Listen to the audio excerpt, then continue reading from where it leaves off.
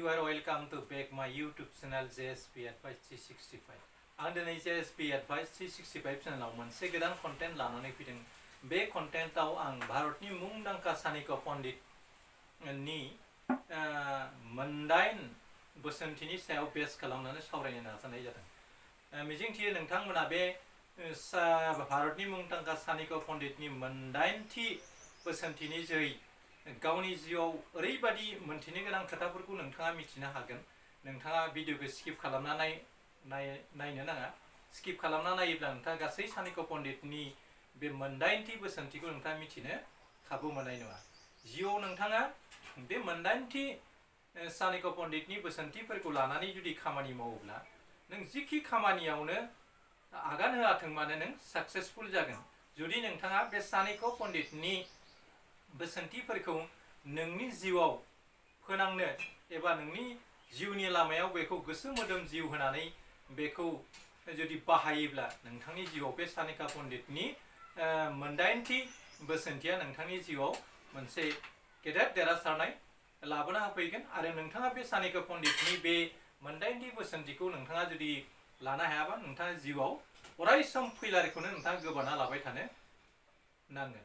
दा सानिक पण्डितआ बे मोनदाइनथि बोसोनथिनि जोहै जोंनो मा सुबुरुन्थाय होदों बेखौ नोंथांमोना आं टिपाइसन होनोसै। नोंथाङा मिजिंथियो नोंथांमोना बे भिडिअखौ मोजां रोखोमै नायगोन आरो बे खोथाफोरखौ गोथौयै साननानै गावनि जिउ खांनायाव बाहायनो नाजायो। महिलार बयस आरो पुरुषर उपार्जन बिखये केতিয়াव खुदिब नालागे। मा होनदों? आइजोफोरनि बैसो आरो हौवाफोरनि खामायनायनि सोमोन्दै मालाबाबो सोंनो नाङा। महिला हदाय आनर बाबे जियाय आनहाते पुरुष केতিয়াव निजर बाबे उपार्जन हरो। हिन्जावफोरनि बैसो आरो हौवाफोरनि खामायनायनि सोमोन्दै मालाबाबो सोंनो नाङा। आरो आइजोफ्रा अरायसम मालायनि थाखाय थांनानै थायो आरो गुबुन बिथिंजों हौवाफ्रा गावनि थाखाय खामाया होनदों सानिक पण्डित। भारतनि मुंदांखा सानिक पण्डितआ बे खोथानि गेजेरजों जोंखौ बेखौनो टिपाइसन होदों दि जोंनि मानसिफ्रा गावखौनो खोब ओरैबायदि लेभेलाव लायो। खायसे मानसिया बैसो जानाबो बैसो जायै बायदि खायसेया सायो आरो गावखौनो अरायसम उन्दैयाव थाबाय थानो सानो आरो खायसेनि बैसो आरो खामायनायखौ सोंनानै गाव बा एबा गोजौ थाखोआव थानो लुबैयो। बेबायदि सुबुङा नोरोगाव रायजो जायो आरो बिसोर बादि सुबुङा खोब गाहाय थाखोनि सुबुं। बे गाहाय थाखोनि सुबुङा जायफ्रा क्वालिटि गैया आरो जायफ्रा नलेज गैया बेफोरबायदि मानसिया मालायनि खामायनाय थाखा फैसा आरो बैसोफोरनि खोथाखौ सोङो। मानोना धोरोम शास्त्र बादिब्ला मानसिनि बैसो एबा दान बान्था एबा इनकामफोरखौ थोंजोङै सोंनो नाङा। मानोना बिदि सोङोब्ला मानसिखौ लाजि फोनांनाय जायो। बेनिखायनो बुंदों आइजोफोरनि बैसो आरो हौवाफोरनि खामायनायनि सोमोन्दै मालाबाबो सोंनो नाङा। आरो आइजोफ्रा मालायनि थाखायसो थांनानै थायो, गुबुन बिथिंथिं हौवाफ्रा मालाबाबो गावनि थाखाय खामाया। नोंगौ हौवाफ्रा ओरैबायदि दुखु जारला खस्थ खालामनानै गाव थाखा फैसा खामायोब्लाबो बेफोर थाखा फैसाखौ गावनि जिउनि थाखाय बियो खामाया। बियो गावनि फिसानि थाखाय, गावनि बिसिनि थाखाय आरो गावनि न'खरनि थाखाय बेफोर थाखा फैसाखौ खामायो।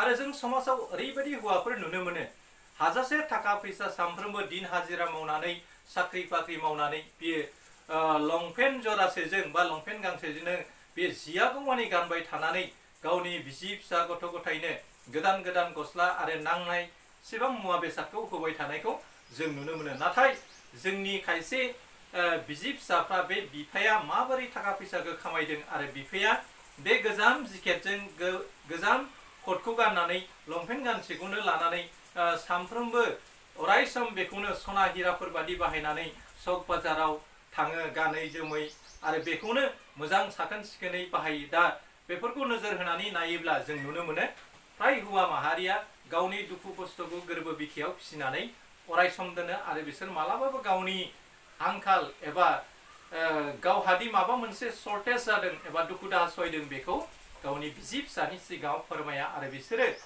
गांसे गस्ला एबा जरासे लंपेन्ट गस्लाखौ गाननानैनो बिसोरो गोबां समहालागै बिसोरो सोलिनो गोनां जायो। मानोना हौवा माहारिया मालायनि थाखाय थांनानै थानाय बायदि जायो आरो गावनि बिसि फिसाखौ अराय सुखुआव लाखिनो थाखाय बांसानद्राय बे थाखोनि हौवाफ्रा गोबां दुखु सैनानैब्लाबो गावखौ दुखु गैयै बादि दिन्थिनो गोनां जायो। आरो गुबुन फारसेथिं आइजोफ्रा सङै खावै जाहोनानै अराय सम बिसोरो मा न'खरनि मानसिखौ गोजोनै लाखियो। गुबुन फारसेथिं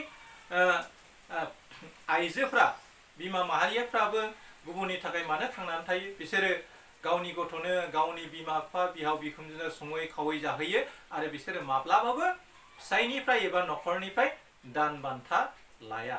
बेनिखायनो बे आइजोफोरनि बैसोफोरखौ सोंनानै जों लाजि फोनांनो नाङा आरो हौवाफोरनि खामायनाय थाखा फैसाखौबो लानानै जों कुइसन पुट आप खालामनो नाङा। बियो मा धोरोम शास्त्र बादियै बियो मोनसे बेरेखा खान्थि।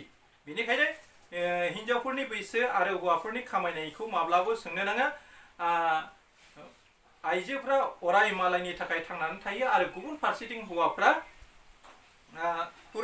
हौवाफ्रा मालाबाबो गावनि थाखाय इनकाम खालामा एबा धोन आरजिया। सानिको पण्डित। दानिया फैदो नैथियाव, काको हुरु बुलि ना भाबिबा रावखौबो उन्दै होननानै साननो नाङा। कारन हरिथलर दुबुरि बनहे पुजात लागे मुरर उपरर बट गस नय। सानैखौ मा होनदों? रावखौबो मा उन्दै साननो नाङा, मानोना आथिं सिङाव थानाय दुब्रि बिफांखौसो फुजायाव नांगौ, खरसायाव थानाय गोजौ दंफांखौ नङा होनना सानिको पण्डितआ बुंदों। दा बे खोथानि गेजेरजों सानिको पण्डितआ बेखौबो जोंनो टिपाइसन होनो नाजादों दि बुहुमाव धोनि गोरिब निखावरि बिबायारि आरो गोबां सेक्सननि मानसिया जिउ खाङो। दा बे सेक्सननि गेजेराव माखासे थाखोनि सुबुङा धोन दौलत थाखा फैसा जानाय लोंनाय आदार थाखा फैसानि आंखाल गैया बिथांमोना। आरो बिथांमोन बादि सेक्सननि मानसिया जुदि बयखौबो आखाइ मोजोमाव लानानै बयखौबो जुदि नेहाथ खालामोब्ला बेबायदि खालामोब्ला मा इनाय जागोन। बेनिखायनो बुंदों रावखौबो उन्दै साननो नाङा। आरो मानो उन्दै साननो नाङा? दिनैनि बिबाय आरो गाबोननि कररपतिबो जानो हागौ। बेनिखायनो दुब्रि बिफां फुजायाव बाहायनाय दुब्रि बिफाङा मायाव थायो?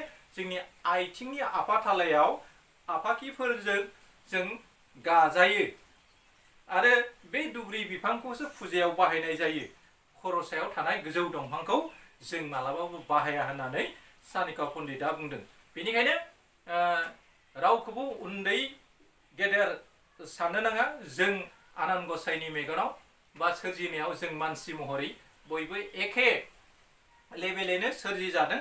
नाथाय एखे लेभेलैनो सोरजिजादोंब्लाबो सोरबा बायदिया गावनि गियान आरो मावथाइफोरखौ मोजां रोखोमै इमप्लिमेन्टेसन खालामनो रोङैयाव मा सोरबाया धोनि आरो गोरिबा समाजाव थानो हागौ। बेनिखायनो बुंदों रावखौबो धोनि गोरिब साननो नाङा, मानोना आथिं सिङाव थानाय दुब्रि बिफांजोंसो मा होनदों फुजाया दुब्रि बिफांखौसो फुजायाव बाहायनाय जायो।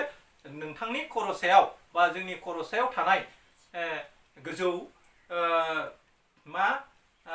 गोजौ दंफांखौ नङा होननानै बुंदों। बेनिखायनो बुंदों बिनि ओंथिया बेनो, गोजौ दंफाङा मालाबाबो साया। गाहाय दंफाङा जेरैहाय मानसि जिब जुनार बायदिसिनाखौ साया होनानै गोजोननाय होयो आरो बिसोरो इसोरनि खामानि मावो। थिग बिदिनो गोजौ दंफांफ्रा नुनायाव गेदेर गोजौब्लाबो बिनिफ्राय साया मोना। बेनिखायनो फुजायाव मा जों गोजौ दंफांखौ बाहाया। बेनिखायनो गाहाय थाखोआव थानाय मानसियासो मा मोनसे समाज मोनसे न'खरखौ मालाबा रैखाथि खालामनोबो गोनां जानो हागौ एबा जायो। बेखौ नोजोरथि बोनानै सानिको पण्डितआ बुंदों मालाबाबो मा रावखौबो उन्दै साननो नाङा, मानोना आथिं सिङाव थानाय गाग्लिजानाय दुब्रि बिफांजोंसो मा फुजाखौ होनाय जायो, नाथाय खरसायाव थानाय गोजौ दंफांजों नङा। मानोना खायसे गोरिब थाखोनि मानसिया हरखाबैनो गावनि नाजानायनि जोहैबो लाख करपति जानाय जोंनि समाजाव नुनो मोनो। बेनिखायनो दिनै नों बोथिनै आदारखौ जौयै बेदरै नायै मोनजादों होननानै नों गुबुन गैजारोङि सुबुंखौ जुदि इनाय खालामोब्ला नोङो मा नोरकनि रायजोआव हाबनाय जागोन आरो नोङो मा आनान गसाइनिफ्राय मालाबाबो ब्लेसिं मोननाय नङा आरो बे आनान गसाइनिफ्राय बोर सारस्रिनायखौ मोनाब्ला नोङो मा नोरगाव थागोन आरो नोरगाव थायोब्ला नोङो मा नोंनि थाखा फैसा धोन दौलताबो नोंखौ रैखाथि खालामनो हानाय नङा। बेखौनो नोजोरथि बोनानै सानेका पण्डिता बुंदों मालाबाबो नों मालायखौ मा उन्दै साननो नाङा, मानोना आथिं सिङाव थानाय दुब्रि बिफांजोंसो फुजाखौ खालामो, ना खर' सायाव थानाय गोजौ दंफाङा नङा होनना बुंनो सानेका पण्डिता। दानिया फैदो थामथियाव अतिरिक्त अहंकार पतन लक्षण आरो अतिरिक्त हरलता ठग खवार लक्षण सानैखौ मा होनदों बांद्राय अहंकार दुगाया मा जोबस्रांनायनि लैखोन आरो बांद्राय नोरोम मा थगायजानायनि लैखोन होननानै सानेका बुंदों। बांद्राय मानसिया अहंकार जायोब्ला गावनि गियान आखल आखुनि खोथाखौ बावगारनानै बियो मालाबा रागानि खुबाव बियो मावथावै खामानिखौबो मावनो गोनां जायो आरो मावोब्ला बियो मा समाजाव मुगै जायो आरो आयेन खान्थि बादियै बियो मालाबा जेल जानो गोनां जागोन। बेनिखायनो मा होनदों अतिरिक्त अहंकार पतन लक्षण, बेनिखायनो बांद्राय अहंकारा जोबस्रांलांनायनि मा होनदों लैखोन आरो बांद्राय नोरोमथियाबो थगायजानायनि लैखोन। मानसिया जेसेबांखिनि स्टेटासाव थानांगौ बेखिनि स्टेटासाव थानानै जुदि खामानि मावोब्ला नोङो थगायजानायनिफ्रायबो रैखाथि मोनगोन। मानोना बांद्राय नोरोम मानसिफ्रा मालायनि जों गाज्रि मोनजानो गिना गावनि मान सन्मानखौ साननानै नोरोम आखुनि मानसिया गाज्रि सोदोब बाहाया आरो बिसोरो अराय जेननाय बादि खर' गंलायनानै रायजो जानो गोनां जायो। बेनिखायनो बै नोरोम आखुनि मानसिया बयजोंबो थगायजानो गोनां जायो। बेनिखायनो बांद्राय नोरोम मानसिया जायोब्ला थगायजायो। बेनिखायनो नोरोम आखुआ मा थगायजानायनिबो मोनसे लैखोन होनदों आरो बांद्राय दुगामारा अहंकाराबो जोबस्रांलांनायनि नेरसोन। बेनिखायनो नोंथाङा थिग मथै जिउखौ थाग थियारि खालामनानै नोंथाङा जिउ दानो हायोब्ला नोंथाङा मा जिउआव गोजोननायखौ मोनगोन आरो जिउआव गोजोननायखौ मोनोब्ला नोङो इसोरनि रायजोखौ मोननो हागोन। बेनिखायनो मा बुंदों बांद्राय अहंकारा जोबस्रांनाय लैखोन आरो बांद्राय नोरोमथियाबो थगायजानायनि मोनसे लैखोन सानेका पण्डित। दानिया फैदो ब्रैथियाव हुर्जर ताप आरो प्रीतिर क्रोध। मा होनदों साननि दुंखावनाय आरो बिफानि रागा दुयोटा हय्य करिब शिक्षक कारण সূৰ্য ডুবিলে পৃথিৱীৰ অন্ধকাৰ আৰু প্ৰীতি নহলে জীৱন অন্ধকাৰ হৈ যায়। सानैखौ मा होनदों সূৰ্যৰ ताप आरो प्रीतिर क्रोध बिफानि साननि दुंखावनाय आरो बिफानि रागा बे मोननैखौबो मा हय्य करि शिक्षक बे मोननैखौबो सहायनानै सोलों। कारण मानोना সূৰ্য ডুবিলে পৃথিৱীৰ অন্ধকাৰ आरो मानोना साना दोबैबाथाय बुहुमा खोमसि जायो आरो प्रीति নহলে जीवन अंधकार হৈ যায় आरो बिफा गैयाब्ला मा जिउआ खोमसि जालाङो। बेनिखायनो मा बुंदों सान्दुंनि दुंखावनाय आरो बिफानि रागाखौ जों अराय सम मा सहायना थानो गोनां जायो। मानोना बिमा बिफा एबा गोजौ थाखोनि मानसिया मालाबाबो नोंखौ गाज्रिनि थाखाय राया। बै गाज्रिनि थाखाय जोंखौ बा फिसाफ्रा बा गथ' गथायफ्रा रायोब्ला बिमा बिफाखौ रागा जोङो, जेरैहाय जों सान्दुं गोसायाव थानो बायो। थिग बेफोरबादिनो बिमा बिफानि बैफोर मोजांनि थाखाय बोसोनथि होनायफोरखौनो खायसे फिसाफ्रा मा सहायनानै थानो हाया जायो। बेनिखायनो सहायनानै जुदि थानो हायोब्ला मा होनगोन नोंनि जिउआव मा सहायनानै थायोब्ला नोंनि जिउआ जाफुंसारगोन आरो थिग बेबायदिनो साना दोबैलांबा जेरै खोमसि जायो आरो बिमा बिफा थैलाङोब्ला मा खोमसिया साग्लोबो। बेनिखायनो जोङो बिमा बिफा थानाय समावनो बिमा बिफानि खोथाखौ बिमा बिफानि बोसोनथिखौ लानानै जों जुदि सहायनानै थायोब्ला जोंनि जिउआव जोङो मा रियेलिटि, मानोना बिमा बिफाया जोंनिख्रुइ सोलोंथायाव सोरबाया रोङा जानो हागौ, नाथाय बिथांमोननि एक्सपेरिमेन्ट्स बिथांमोननि जि रोंगौथि बे रोंगौथिया जोंनि थाखाय बेसेबांबा जौसिनाव, मानोना बिसोरो बैसोआव देरसिन, दे आर मेच्युर्ड, बिसोरो मा मेच्युर्ड आरो बिसोरनि एक्सपेरियेन्स रायजो जानायनि माखासे खान्थिफ्राबो बिथांमोनाव दङ। बेनिखायनो बुंदों साननि दुंखावनाय आरो बिफानि रागा बे मोननैखौबो सहायनो सोलों आरो साना दोबैलांबा बुहुमा खोमसि जायो आरो बिफा गैयाब्ला जिउआ खोमसि जायो सानिख' बेनिखायनो जोङो जिउआव मावथि जायोब्ला जेरैहाय फोथार बारियाव जों सान्दुं अखाजों जुजिनानै जिउखौ दानो गोनां जायो थिग बिदिनो बिमा बिफा जायोब्ला जों गथ' गथायखौ मा बोसोनथि होना मोजां खालामनो थाखाय नाजायो दा बेफोरखौ जोंनि गथ' गथायफ्रा सहायैनि जाउनाव बिसोरो मा गावनि जिउनि मोनहैनांगौ थांखियाव सहैथानो हाया बेनिखायनो बुंदों साननि दुंखावनाय आरो बिफानि रागा बे मोननैखौ सहायनानै सोलिनो नाजा आरो साना दोबैबा जेरै खोमसि जायो आरो बिफा गैयाब्ला जिउआ खोमसि जायो बेनिखायनो सानिखौ दा बुंदो सान आरो बिफानि रागाखौ जाय मानसिया सहायनानै थागोन बियो जिउआव जाफुंसार जागोन आरो बिनि फोरमानानो बेनो साना जुदि दोबैलाङोब्ला खोमसि जायो आरो बिफाया थैयोब्ला गथ' गथाया माबोरै धोन आरजिनांगौ माबोरै थाखा फैसा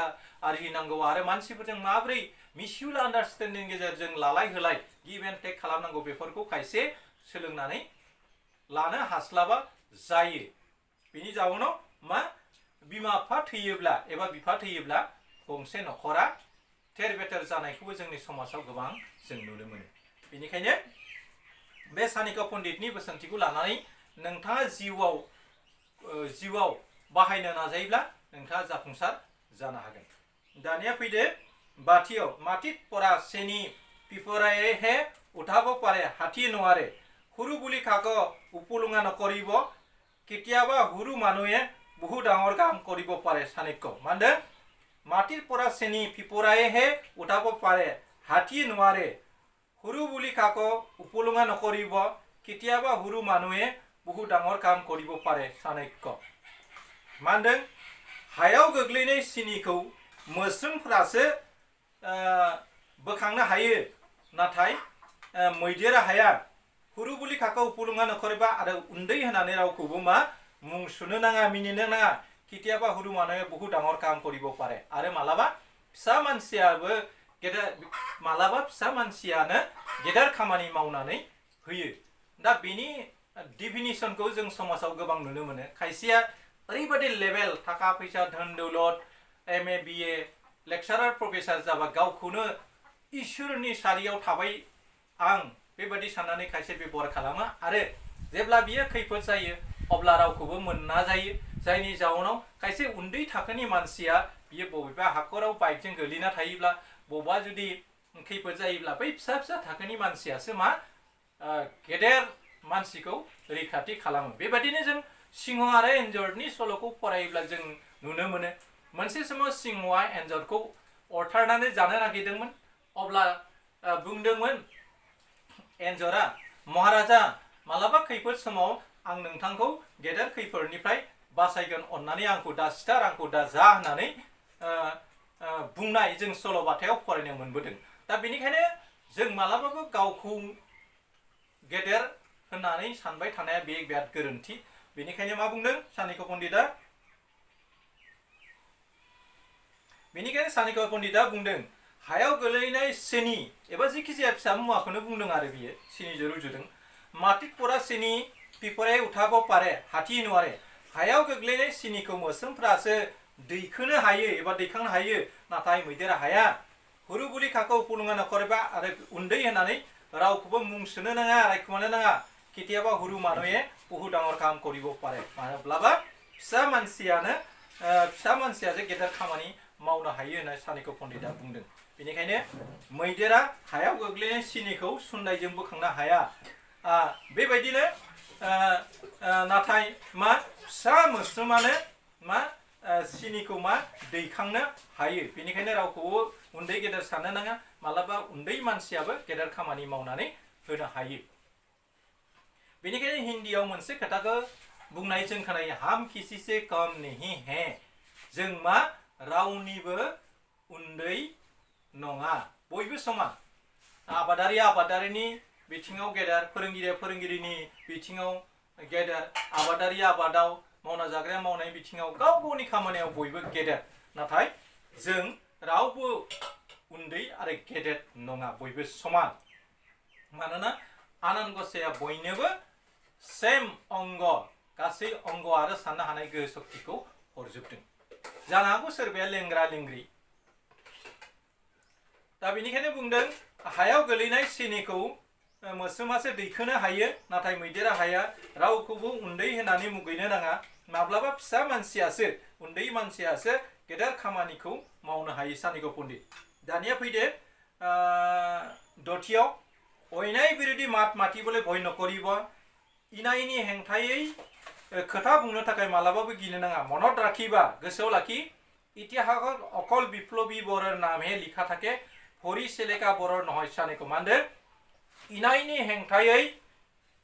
हेंथायै खोथा बुंनो थाखाय मालाबाबो गिनो नाङा गोसोआव लाखि जारिमिनाव बीर जोहोलावफोरनि मुङासो लिरनाय थायो आरो जायफ्रा आइथिं सोलायो बिसोरनि मुङा नाथाय जारिमिनाव लिरनाय थाया होनदों दा बेनिखायनो जों जिउआव जुदि दावगानो लुबैयोबा साक्सेसफुल जानो हायोबा अब्ला जों मा इनायनि हेंथायै नों खोथा बुंनो मालाबाबो मा गिनो नाङा आरो गोसोआव लाखि जायफोर बीर जोहोलावफ्रा जारिमिनाव मुं लिरजादों बिसोरो मा इनायनि हेंथायै बिग्रायखांनायनि थाखायसो बिसोरो जारिमिनाव मुं लिरजादों नाथाय जायफ्रा सोरबा दैदेनगिरिनि बा सोरबा माहाजोननि आइथिं सोलानानै खामानि मावदों बिसोरनि मुङा मा जारिमिनाव थाया बेनिखायनो गेदेर गेदेर महाराजाफोरजों सान्थ्रिफ्राबो दावहा नांनानै गावनो राजानि राज सिंहासनखौ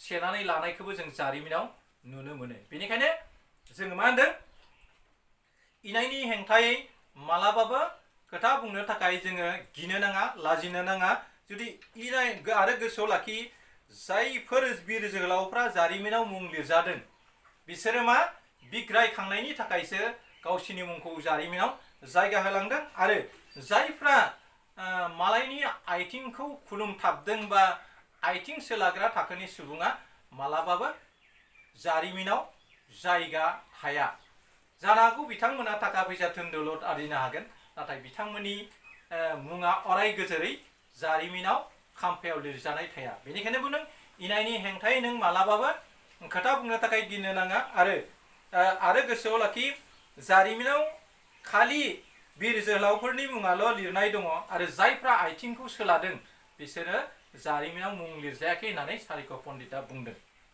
बेनिखायनो जों बांद्राय नोरोम जायोब्ला बे नोरोम आखुनि सुबुंखौ मानसिफ्रा गाग्लोबो आरो बिनि धोन दौलत थाखा फैसा हा हुखौनो होन जिखौनो होन सेनानै गाग्लोबनानै गावनि जिउखौ एस्टाब्लिश खालामनो नाजायो नाथाय इसोरनि नोजोराव बेफोरबायदि सुबुङा अराय नोरोगावनो थायो दा बेनिखायनो बुंदों बांद्राय नोरोम जायोब्लाबो जिउआव गोबांखौनो खोमाना लानो गोनां जायो दा बिनि गेजेराव सानिको बुंनाया बुंदों इनायनि हेंथायै खोथा बुंनो थाखाय गिनो नाङा आरो गोसोआव लाखि जारिमिनाव खालि ओरैबायदि बीर जोहोलावफोरनि मुङाल' लिरनाय दङ आरो जायफ्रा आइथिं सोलाग्रा बिसोरो जारिमिनाव मुं लिरजाया होननानै बुंदों दा फैदो जोबनायनि लामायाव फैबाय बोसोनथिया स्निथि कृपन खेतियाव धन सम्पत्तिर मालिक हब নোৱাৰে धन सम्पत्तिये कृपনৰ मालिक হয় सानिको मा होनदों कृपन खेतियाव धन सम्पत्तिर मालिक हब নোৱাৰে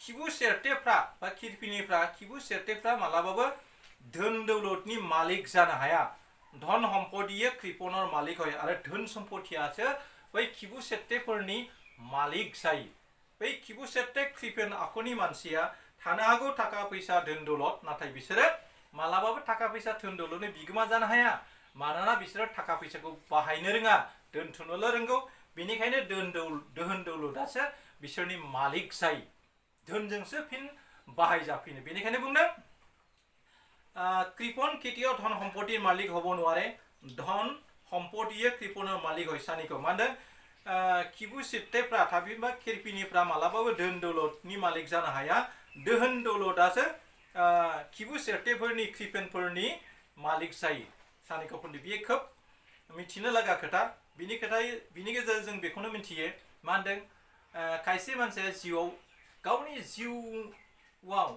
गावनि खाफालनि गोलोमदैखौ हायाव थरथिं होनानै आरो गावनि देहा सोलेरखौ दाहोना रुवाथिफोर बादि बाहायनानै गोबां थाखा फैसा खामायो आरो बिसोरो मा गाव लोमजानाय साजानाय आरो दुखु दाखा बेरा आजार समाव बैफोर थाखाखौ प्रपार इउटिलाइज खालामनो रोङियाव बिसोरो सा ससेयाव धोन दौलत खामायदोंब्लाबो बिसोरो लाइफआव एनजयमेन्टखौ लानो हाया आरो एनजयमेन्टखौ लानो हायैनि जाउनावनो बिसोरो आरजिनाय थाखा फैसायासो बिसोरनि मालिक जायो। दा बेयो खोब ओंथि गोनां बाथ्रा। बेनिखायनो जोङो थाखा फैसाखौ माबादि लाइनाव प्रपार इउटिलाइजेसन खालामनानै जों जिउखौ एस्टाब्लिश खालामनो हायो आरो नोंथांनि आरजिनाय थाखा फैसाजों मोनसे नखर एबा मोनसे समाजाबो दावगानो हायो नामा बेफोरखौ साननानैबो जोङो खामानि मावनो गोनां जागोन। बेनिखायनो पण्डित चाणक्य पण्डितआ बुंदों मा होनदों बांद्राय चाणक्य पण्डितआ बेनिखायनो चाणक्य पण्डितआ बुंदों बांद्राय खिरफिनि मानसिया दोहोन दौलतनि मालिक जानो हाया। दोहोन दौलतासो बिसोरनि माने बै खिरफिनफोरनि मालिक जायो। बेनिखायनो जोङो मा थाखा फैसा धोन दौलतखौ आरजिनायनि इयुनाव माबोरै प्रपार इउटिलाइजेसन खालामनानै गावनि जिउखौ एस्टाब्लिश खालामनो हायो बा समाजाव बेफोर थाखा फैसाजों मदद होनानै बबेबा मोनसे खोन्दोखौ नों जौगाहोफानो हायो नामा बेफोरखौबो साननो नांगोन। बांद्राय खिरफिन जायोब्ला नों जिउआव गोबांखौनो खोमाना लाफिननो गोनां जागोन। मानोना बिसोरो गाव आरजिनाय थाखा फैसाखौ आं बिराद खस्थ'यैसो आरजिदोंलै, आयु आंनि उदैयाव ओरै अन्थाइ जादों मा जादों बेफोरखौ आङो फाहामनांगौबा लाख थाखा कौटि थाखा नस्थ' जागोन होननानै बिसोर बै थाखा फैसाखौ अननायनि जाहोनावनो गावनि बेराम आजारखौ नायनानै लानो हाया जायो। हायोब्लाबो हाया जायो, जायनि जाहोनाव बिसोरो लाइफआव एनजयमेन्ट आरो पिसखौ मोनफुंनो हाया। बेनिखायनो बेफोरबादि आखु जों मालाबाबो जानो नाङा। धोन दौलतखौ आरजि, गावनो नांनायाव बाहाय आरो बेफोरखौ नोङो धोन दौलतजों उल्था बाहायजाफिननो नाङा एबा धोन दौलता मालिक जानो नाङा होननानै चाणक्य पण्डितआ बुंदों। दानिया जोबथियाव फैबाय 90 জীৱনত ডাঙৰ কিবা ফালে সৰু বৰক পাহৰি নাযাবা। এটা সৰু বেজীয়ে যি কৰিব পাৰে এখন থলুৱাৰে সেইটো কাম কৰিব নোৱাৰে। চাণক্য মানে জীৱনত ডাঙৰ কিবা পালে সৰু বৰক পাহৰি নাযাবা। এটা সৰু বেজীয়ে যি কৰিব পাৰে এখন থলুৱালে সেইটো কাম কৰিব নোৱাৰে। চাণক্য মানে जिउआव माबा मोनसे गेदेरखौ मोनब्ला उन्दैफोरखौ मालाबाबो बावगारलांनो नाङा। मानोना फिसा बिजियानो जा खामानिखौ मावनो हायो बेखौ गंसे थुंग्रियाबो मावनानै होनो हाया। दा मा बुंदों सोरबा बायदि मानसिया हमना ला बिराद गोरिब थाखोनि सुबुं, बियो थाखा फैसा धोन दौलत मोनोब्ला सोरबा मन्त्रि एमएलए जों खिथु खारफानानै गावखौनो बिराद गेदेर होननानै साननानै लायो आरो बेफोरबायदि साननानै लानाय आखुखौ जों गारनो नांगोन। मानोना फिसा बिजिया जा खामानिखौ मावनानै होनो हायो बेखौ गंसे थुंग्रिया मालाबाबो मावनानै होनो हाया। बेनिखायनो उन्दै थाखोनि मानसिया जा खामानिखौ मावनानै होगोन बेखौ गोजौ थाखोनि मानसियाबो मावनानै होनो हायाबो जानो हागौ। बेनिखायनो नोङो जिउआव माबा मोनसे गेदेर मोनदोंब्ला उन्दैफोरखौबो मालाबाबो बावगारलांनो नाङा। आरो गंसे फिसा बिजिया ओरैबायदि खामानि मावनानै होनो हायो जाय खामानिखौ गंसे थुंग्रिया मावनानै होनो हानाय नङा। बेनिखायनो जों मोनसे समाजाव रायजो जायोब्ला जों गावखौ बांद्राय दिन्थिनाय, गावखौ बांद्राय गेदेर, आंहा थाखा फैसा दं, धोन दौलत दं, गारि मटर दङ, आंहा एभ्रिथिं दङ, लाइफआव आङो एनजयमेन्ट लागोन आरो एनजयमेन्ट लागोन, आं रावनिबो दुखु सुखुआव शेयार खालामा, बिदि जायोब्ला नों जिउआव नों रियेलिटिखौ मोननो हानाय नङा। बेनिखायनो जिउआव माबा मोनसे गेदेर साक्सेसफुल जायोब्ला, माबा मोनसे गेदेरथि मुवा बेसाद मोनोब्ला उन्दै थाखोनि मानसिफोरखौबो मालाबाबो बावगारनो नाङा। गंसे बिजिया जा खामानिखौ मावनानै होनो हायो बेखौ जोनो थुंग्रियाबो मावनानै होनो हायाबो जानो हागौ। दा बेनिखायनो बुंदों जेरै राजा महाराजानि गाननाय लंपेन्ट गस्लाखौनो होन, खसाबखौनो होन, माबा मोनसेखौनो होनो थुंग्रिजों नों हासिनोसो हागोन, नाथाय सुथेनानै महर गोसा गस्ला गामसा लंपेन्ट जाङिया ब्लाउज बायदिसिना सुनो हाया। बेनिखायनो मा होनदों खायसे बेसादा नुनायाव बिराद गेदेर जानो हागौ, नाथाय बै गेदेर बेसादा गासिबो खामानिखौ मावफुंनो हाया। आरो जायखौ उन्दै थाखोनि मानसिया मावनानै दिन्थिनो हायो बेखौ गेदेर थाखोनि मानसियाबो मावनानै दिन्थिनो हाया जानो हागौ। बेनिखायनो नोंथाङा जिउआव मालाबा देरहासार जायोब्ला नोङो उन्दै थाखोनि मानसिखौ मालाबाबो बावगारनो नाङा। मानोना गंसे बिसिया जाखौ मावनानै होनो हायो बेखौ गंसे थुंग्रिया मावनानै होनो हानाय नङा। दा आं भिडिअखौ बांद्राय खालामनो नाजाला। दा बे मोनदाइन बोसोनथिनि जै नोंथांमोना गोबां खोथाखौ मिथिनो हाबाय आरो बेफोरनि गेजेरजों आङो सुंदोबै फरायथिनानै होबाय आरो बिनि सिङाव मा हाबसोमनानै दं बेफोर खोथाफोरखौ नोंथांमोननो बुजायसोमना होबाय। बेनि जै नोंथांमोना नोंथांमोननि गथ' गथाय एबा जायफ्रा बे भिडिअखौ नायबाय दं बिथांमोना बे खोथाफोरखौ ओरैनो नायनानैल' थानो नाङा आरो बेफोरखौ नोंथांनि जिउ दानायाव इमप्लिमेन्टेसन खालामनानै नों खामानिखौ मावनो नाजायोब्ला दावगालाङोब्ला मिजिं लानो हायो नोंथाङा सानैको पण्डितनि बे मोनदाइनथि बोसोनथिनि गेजेरजों जिउआव गासैखौबो मोनाब्लाबो नोंथांनि जिउआव जाखिनि मुवा बेसादखौ नांगौ बे बेसादखौ नोङो बे सानैको पण्डितनि मोनदाइनथि बोसोनथिनि गेजेरजों मोनफुंनो हागोन होननानै आं मिजिंथियो। आं भिडिअखौ बांद्राय गोलाव खालामला आरो जायफ्रा गोदान बिथांमोना आंनि JSB Advice 365 फेसबुक पेज आरो इउटुब चेनेलखौ साबस्क्राइब खालामना ला जाहाथे आंनि गोदान लेटेस्ट भिडिअफ्रा नोंथांनि खाथियाव सहैनो हायो। फिन नोंथांमोननिसिम आंनि गोरबो बिखानि गाहाम हामलायनायखौ बावहरनानै आं दिनैनि कन्टेन्टखौ बेखिनियाव फोजोबनाय जाबाय। एसेनोसै, गोजोन्थों, खुलुमबाय। जै बर' हारिनि, जै बर' हारि।